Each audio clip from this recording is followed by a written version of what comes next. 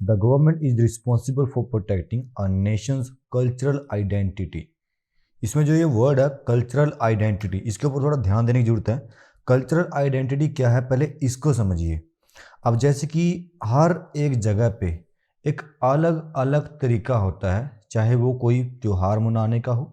For example जैसे हमारे यहाँ पे दीपावली को ज़्यादा इंपॉर्टेंस देते हैं, अब उसी तरीके से वेस्टर्न कंट्रीज में क्रिसमस को ज़्यादा इंपॉर्टेंस देते हैं। हमारे यहाँ पे अलग तरीके की फसल पैदा होती है, वहाँ पे अलग तरीके की फसल पैदा होती है।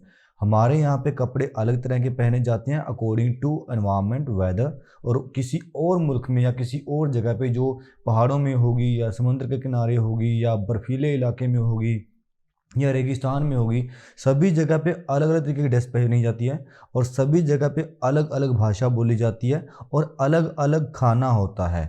इस चीज़ को बोलते हैं कल्चर।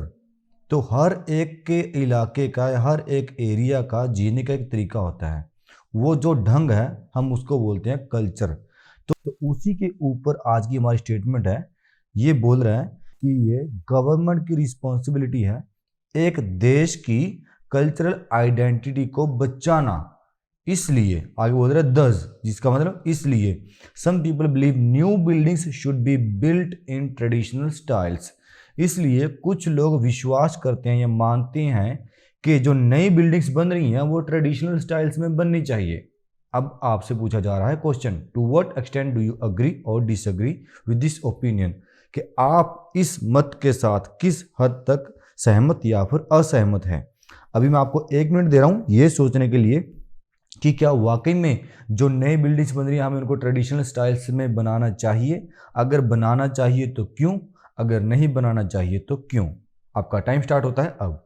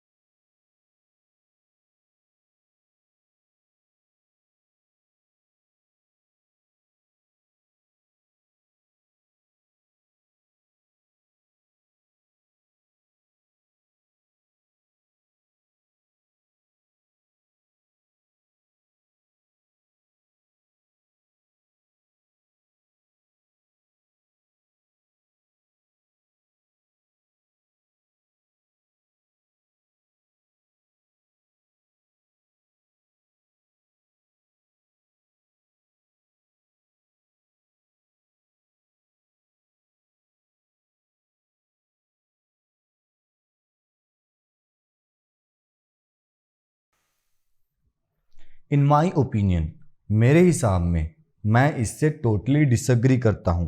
उसके रीज़न है। डिसअग्री क्यों करता हूँ, क्योंकि आज जो लोग हैं वो कहाँ पे माइग्रेट कर रहे हैं, ज़्यादातर लोग शहरों की तरफ माइग्रेट कर रहे हैं और शहरों में जो रहने की जगह है वो उतनी अवेलेबल नहीं है जितनी पहले होती थी। अब पहले के जो मकान थे वो 1 मंजिला, ज़्यादा से ज़्यादा 2 मंजिला, वो भी बहुत रेयर, ज़्यादातर तो वैसे 1 मंजिला ही होते थे, खुले डुले होते थे, उसमें बहुत सारे रूम्स होते थे। लेकिन आज के टाइम में ये चीज़ पॉसिबल नहीं है। पॉपुलेशन इतनी बढ़ गई है कि हमें उसको मैनेज करने के लिए हमें लंबी लंबी बिल्डिंग्स बनानी पड़ रही हैं, जहाँ पे हम उसी जगह का कई फ्लोर्स बना करके मैक्सिमम यूज़ कर सकते हैं, जिससे हमें रहने के लिए, काम करने के लिए ज़्यादा से ज़्यादा जगह अवेलेबल हो जाती है। और जब से ये आबादी शहरों की तरफ बढ़ने लगी है, वहाँ पे ज़मीन की कीमत के में भी इजाफा हुआ है। तो ये पॉसिबल ही नहीं है कि जैसे हमारे मकान पहले होते थे, जिस स्टाइल में पहले होते थे, उसी स्टाइल में हम आज भी बनाएं। इम्पॉसिबल है। इसके अलावा आज के ज़माने में जो बिल्डिंग्स हम बना रहे हैं उसका मटेरियल अलग है और जो पहले बिल्डिंग्स बनती थी उसका मटेरियल अलग होता था। आज हम कौन सा मटेरियल यूज़ कर रहे हैं, आज हम यूज़ कर रहे हैं कंक्रीट, स्टील, बजाय इसके कि हम पत्थर, लकड़ी ये चीज़ यूज़ करें जो कि पहले होती थी। आज हम ये चीज़ें यूज़ कर रहे हैं कंक्रीट एंड स्टील, जो ज़्यादा मजबूत है, टिकाऊ है। अब इससे क्या हुआ कि हमारे हमारे पास मजबूत बिल्डिंग्स आ गई और बिल्डिंग्स बनाने के कुछ ऐसे तरीके हमारे पास आ गए जिससे हम जल्दी से जल्दी बिल्डिंग्स बना सकते हैं, जिसमें कुछ प्री फैब्रिकेटेड मटेरियल होता है, जैसे कि हमारी ईंट हो गई या आजकल जो ब्लॉक चल रहे हैं वो पहले से बने बनाए होते हैं, हमें जस्ट उनको बस ले ओवर करना होता है, एक दूसरे के ऊपर उसको टिकाना होता है। तो बहुत आसान हो गया बिल्डिंग्स बनाना और पहले से ज़्यादा मजबूती में बन रही हैं। इसलिए जो पहले का तरीका था या पहले का स्टाइल था, उस स्टाइल में आज के टाइम में बिल्डिंग्स बनाना सही नहीं है। इसके अलावा जो मौसम है वो बहुत तेज़ी से बदल रहा है और जो हमारे एनर्जी के रिसोर्सिस हैं उसको हम बहुत तेज़ी से यूज़ कर रहे हैं, जो कि कम होते जा रहे हैं। इसलिए हमारे जो मकान है हमें उसी अकॉर्डिंग बनाने पड़ेंगे। पहले गर्मी जितनी होती थी आज उसके मुकाबले ज़्यादा गर्मी पड़ रही है। पहले की सर्दी के मुकाबले आज ज़्यादा सर्दी पड़ रही है। तो गर्मी वाले मकान को हम उस तरीके से बनाएंगे जहाँ पे हम ज़्यादा से ज़्यादा गर्मी को बाहर रोक सकें और मकान को ठंडा रख सकें। एग्जाम्पल के तौर पे आजकल डाउन सीलिंग होने लगी है, पीओपी होने लगी है, वो गर्मी से ही बचने के लिए हो रही है। जो सर्दी के वाले इलाके हैं वहाँ पे जो मकान होते हैं वो जो उनकी फ्रंट वॉल होती है जहाँ से सूरज की किरणें पड़ती हैं वो शीशे की बनी होती है ताकि ज़्यादा से ज़्यादा धूप अंदर जाए और उनका जो मकान है वो गर्म रह सके।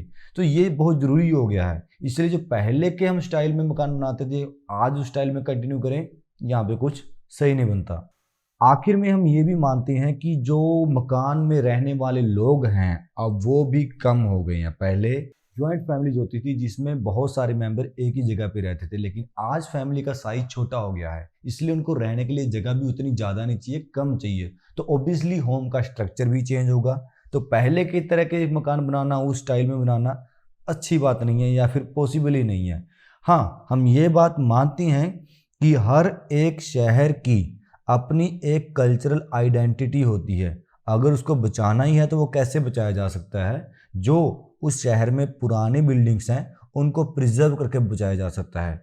फिर चाहे वो कोई पुराना पोस्ट ऑफिस हो, पुराना रेलवे स्टेशन हो या फिर कोई पुराना फोर्ट हो या पुराना कोई म्यूज़ियम हो या कोई पुराना गार्डन हो, वहाँ पे जो स्ट्रक्चर है या फिर जो क्रिएटिविटी है वो पुराने स्टाइल की है तो उसको बचाया जा सकता है। एग्जाम्पल के तौर पे राजस्थान में बहुत सारे किलों को प्रिजर्व किया गया गवर्नमेंट के द्वारा जिससे वहाँ की कल्चरल आइडेंटिटी को भी बचाया जा रहा है प्लस टूरिज्म को भी अट्रैक्ट किया जा रहा है और ये बहुत ही अच्छा स्टेप है गवर्नमेंट की तरफ से।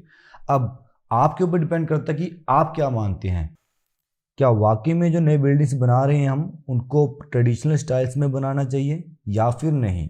अब आपकी स्क्रीन पर कुछ ऐसे वर्ड्स दिखाई दे रहे हैं जो आप आज इस ऐसे में यूज़ कर सकते हैं, विद मीनिंग आपको दिखाया जा रहा है। अगर कोई डाउट तो आप टीचर से पूछ सकते हैं।